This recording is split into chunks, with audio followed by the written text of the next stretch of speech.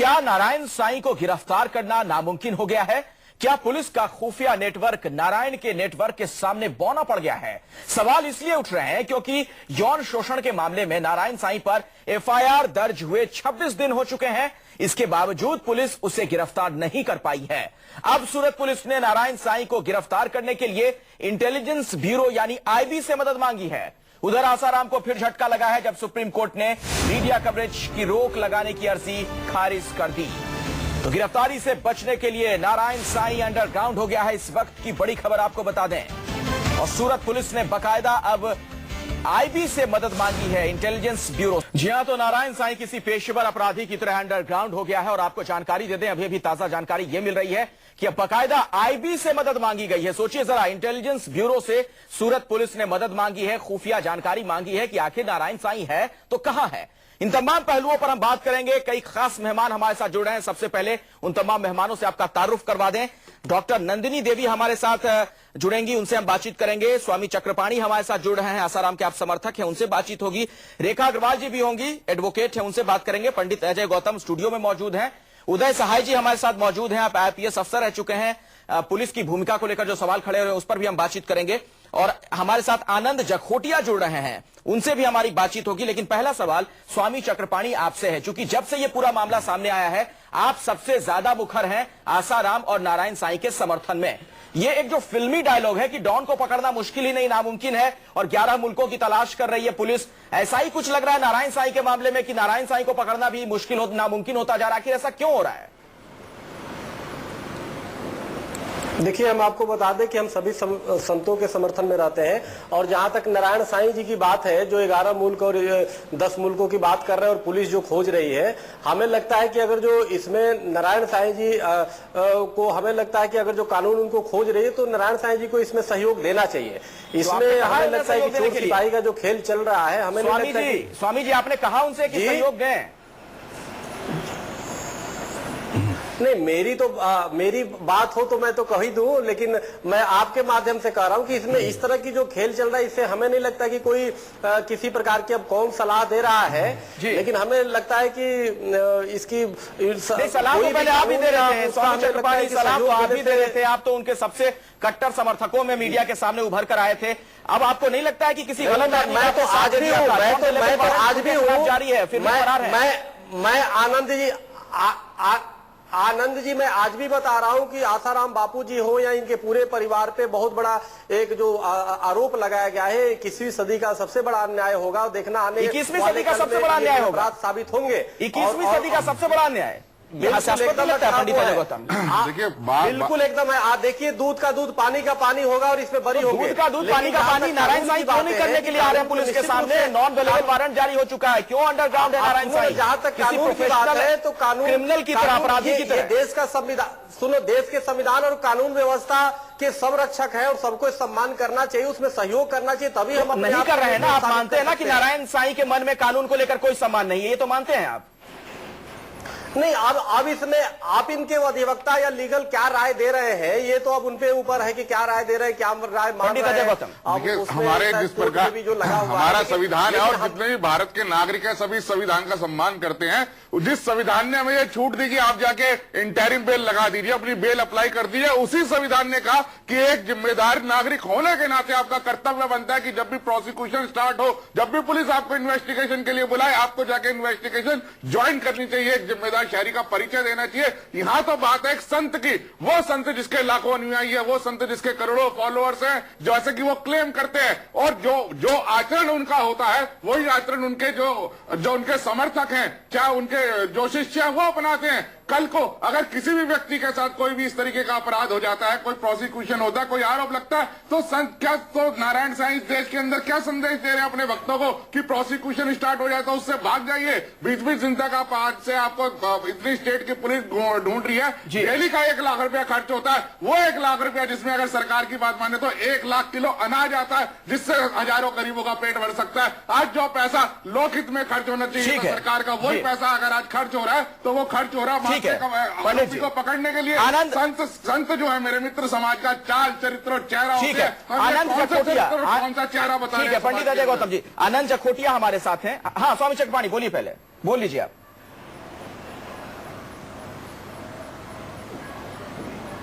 जी नहीं, देखिए इसमें कोई दो राय नहीं है कि इसमें देखिए हम अगर जो अपने को निर्दोष साबित करने के लिए हमें जरूरी ये निश्चित होता है कि समाज के सामने हम आए और पुलिस के सामने आए, और अगर जो कानून ने अगर जो कोर्ट ने वारंट भी जारी किया है। स्वामी चक्रपाणी, मैं चाहूंगा जैसा कि स्वामी चक्रपाणी आप खुद को संत कहते हैं, मैं चाहूंगा कि आप साफगोई से जरा मेरे सवाल का जवाब दें।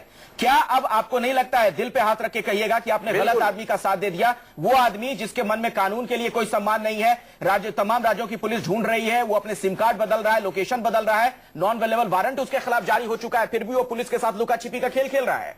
आपको नहीं लग रहा है कि आपने गलत आदमी का साथ दे दिया? हमने कैसे नहीं, हाँ, मैंने एक ऐसे व्यक्ति का साथ दिया है जिसने करोड़ों लोगों को हरिओम का जाप कराया है। हमने ऐसे व्यक्ति को साथ दिया है जिसने करोड़ों लोगों को नशा छुड़ाया है, नशा छुड़वाने का काम किया है, पूरे विश्व में एक आध्यात्मिक क्रांति लाई है। छुड़ाने का काम किया, इतने बाकी आप लोग उसको बदनाम करने का प्रयास कर रहे हैं। हाँ, जहां तक देखो सिर्फ कानून, हाँ, कानून का साथ देना चाहिए, जरूर है, पुलिस को मदद करना चाहिए, क्योंकि अपने को निर्दोष साबित करने की वही एक माध्यम है ना। नारायण साईं वाकई डॉन की तरह बिहेव कर रहे हैं ना, जो कहते हैं कि डॉन को तो तमाम मुल्कों की पुलिस तलाश रही है और वो भागे फिर रहे हैं। नहीं, हाँ। ये तो देखो, ये तो डान नहीं, ये तो डान और इस तरह का शब्दों का प्रयोग तो आप लोग वो बना करके पिक्चर चला रहे हैं। ये तो आप लोग का अपनी तरीके से बना रहे, वो अपने को डान बेचारे नहीं कहते। क्या तो, कहते हैं फिर? आपकी बात हुई तो क्या कहा? आप लोग दिखा रहे हैं ना, जो डान दिखा दो आप, कभी आप दाऊद इब्राहिम बना देते हैं, कभी कुछ बना देते हैं। अरे भाई, तो पुलिस के सामने क्यों नहीं आ रहे हैं? कहीं डर तो नहीं रहे कि एक बार जेल में गए तो बाहर निकलना मुश्किल हो जाएगा?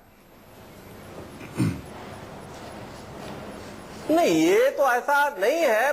कोई जेल में जाता है तो बाहर जरूर आता है, चाहे कितनी भी घनघोर रात्रि हो, सुबह जरूर होता है। आज उस परिवार पे विपत्ति आई है, निश्चित रूप से कल पुनः जो है अच्छे दिन आएंगे। तो संत है भाई, तथाकथित तौर पे उनको विपत्ति से घबरा क्यों रहे हैं, भागे क्यों फिर रहे हैं? नारायण साईं, यही तो बड़ा सवाल है। आनंद जखोटिया हमारे साथ हैं, आप भी आसाराम के समर्थक हैं। आनंद जी, बिल्कुल, क्यों नहीं आप लोग सलाह दे रहे नारायण साईं को कि पुलिस के सामने आ जाए? क्यों भागे फिर रहे हैं जैसे कोई पेशेवर अपराधी हो? देखिए, मैं तो सनातन संस्था का प्रवक्ता हूं, पहली बात बताता हूं। दूसरा, जब तक कोर्ट में सिद्ध नहीं होता तब तक कोई आरोपी नहीं रहता, ये दूसरी बात। आपको ये तो पता होगा कि उनके खिलाफ नॉन अवेलेबल वारंट जारी हो चुका है। सुन लीजिए, मेरी बात पूरी होने दीजिए। हाँ, देखिए, अगर आप मुझे बात ही करने नहीं देते। नहीं, बोलिए, अपनी बात रखिए। मेरा पूरा होने दीजिए कि जब से मीडिया में प्रोग्राम हो रहे हैं तो पहले से ही हमने यही भूमिका रखी है कि नारायण साईं जी को कोर्ट के सामने, देखिए, मीडिया के कार्यक्रम पे मैं बहस आपसे नहीं कर रहा हूं। आनंद जखोटिया जी, सुप्रीम कोर्ट से भी आसाराम के तमाम समर्थकों को आज भी झटका लगा है। जो मीडिया ट्रायल का नाम वो लोग देना चाह रहे थे, देश की सबसे बड़ी अदालत ने उस याचिका को झटका नहीं लगा है, कर दिया। झटका तो मीडिया को लगा है, ट्रायल नहीं है। पहली बात, मेरा आपसे जो सवाल है उसका आप मुझे जवाब दीजिए। अगर किसी शख्स के खिलाफ नॉन अवेलेबल वारंट जारी हो चुका है, क्यों नहीं उसके पुलिस के सामने जाकर उस शख्स को सरेंडर करना चाहिए? मैं यहाँ दो बात रखनी चाहता हूँ, आप अगर मुझे बोलने देते हैं तो मैं बताता हूँ। नहीं, मैंने जो सवाल पूछा उसका जवाब दीजिए ना, आप बहस को किसी और दिशा में ले जाते हैं। पहले से बोल रहे हैं हम। हाँ। तो आपने नारायण साईं के बारे में पूछा, उसके बारे में बता रहा हूँ कि उनको तो कोर्ट के सामने, पुलिस के सामने आना चाहिए। दूसरा, जो आपने आसाराम जी बापू के बारे में बताया आज का सर्वोच्च न्यायालय का, तो वो निकाल आप गौर से पढ़िए, उसमें सर्वोच्च न्यायालय ने ठीक से बताया है कि ये जो मामला है ये निचली कोर्ट में हो सकता है, इसमें तथ्य है, आप निचली कोर्ट में जाकर न्याय मांगिए। तो वो खारिज कर दिए। ये जो मीडिया बात उछाल रही है वो गलत है, ये मुझे बताना है। सुनने से मना कर दिया है, देश की सबसे बड़ी अदालत ने इस मामले को आज सुनने से मना कर दिया। ये जो जानकारी है बिल्कुल सही जानकारी है जो हम अपने दर्शकों को दे रहे हैं। आपसे मैं समझना चाहूंगा, हमारे साथ उदय सहाय जी यहाँ पर मौजूद हैं, आप IPS अफसर रह चुके हैं, वरिष्ठ अधिकारी रहे हैं। पुलिस की भूमिका आप कैसे देख रहे हैं इस पूरे मामले में? क्या पुलिस की जो मंशा है वो सवालों के घेरे में नहीं है? क्या इतने हाईटेक नारायण साईं हो चुके हैं और तमाम राज्यों की पुलिस उनके आगे बेबस है कि वो लुका छिपी का खेल खेल रहे हैं और पकड़ नहीं पा रही पुलिस? मैं समझता हूं कि इसमें दो मेजर लैप्सेस पुलिस के बहुत ब्लैटेंट ढंग से सामने आ रहे हैं जी।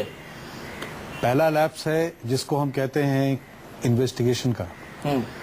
इस केस में पुलिस की मंशा पर कोई डाउट उस समय तक नहीं था जब तक नॉन अवेलेबल वारंट इशू नहीं हुआ था जी। और पुलिस की भूमिका होती है उसको इशू कराने में, लेकिन नॉन अवेलेबल वारंट इशू करने के इमीडिएटली बाद और कुछ स्टेप्स हैं। फॉर एग्जाम्पल, पुलिस आप अवार्ड घोषित कर सकती है और उस अवार्ड का प्रेशर उसको मीडिया में पॉपुलैरिटी पब्लिसाइज कर सकती है कि भाई ये अवार्ड घोषित हुआ है, उससे दबाव पड़ता है अक्यूज पे, और कई लोग प्रेरित होते हैं आगे बढ़ के सूचना देने को, वो नहीं हुआ, नंबर 1।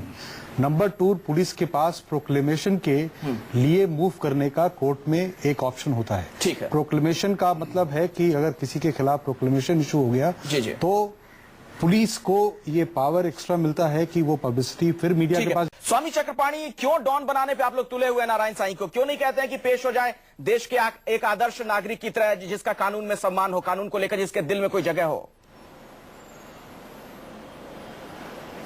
देखिए, डॉन तो खैर आप लोग बना रहे हैं, आप लोग उसको दिखा रहे हैं, लेकिन नहीं, हम क्यों बनाएंगे? वो तो जो किया उन्होंने इस वजह से डॉन कह रहे हैं, आप कर रहे हैं। हाँ। लेकिन नहीं, ऐसा नहीं, लोग नहीं कर रहे हैं, आप कहवा रहे हैं, फिर लोग कर रहे हैं। लेकिन जहां तक बात है कानून की, तो हमें लगता है कि उनको सामने आकर के पक्ष रखने से हमें लगता है उनकी पक्ष मजबूत होगा, और तभी तो आपकी अगर बात होती है अभी स्वामी चक्रपाणी नारायण साईं से बात होगी, तो आप उन्हें यह सलाह देंगे ना कि आप पुलिस के सामने पेश हो जाए, सरेंडर करें, जांच में सहयोग करें, ना कि भागे फिरे चोरों की तरह? बिल्कुल, मैं तो देखो किसी भी इस तरह छुपने का मैं समर्थक नहीं हूं, और हमारी तो सीधी है कि सामने आकर के फाइट करे। आपको कुछ जवाब देना चाह रही है डॉक्टर नंदिनी देवी हमारे स्टूडियो में जुड़ गई है। नंदिनी जी। चक्रपाणी जी, अभी आपने कहा कि उन्होंने करोड़ों लोगों का नशा छुड़वाया। क्या अगर ये सच होता तो क्या वो अपने भतीजे का नशा न छुड़वा पाते? और जो व्यक्ति स्वयं नशा कर रहा है, पंचेड़ बूटी की बहुत सारी चर्चा हमने सुनी है, क्यों आप अपनी आंखों पर अंधविश्वास की पट्टी बांध करके बैठे हैं, और कब तक बांध करके बैठेंगे? इन लोगों के कारण ऐसा है, जो उनका भतीजा नशा करता है उनके बारे में मैं नहीं जानता।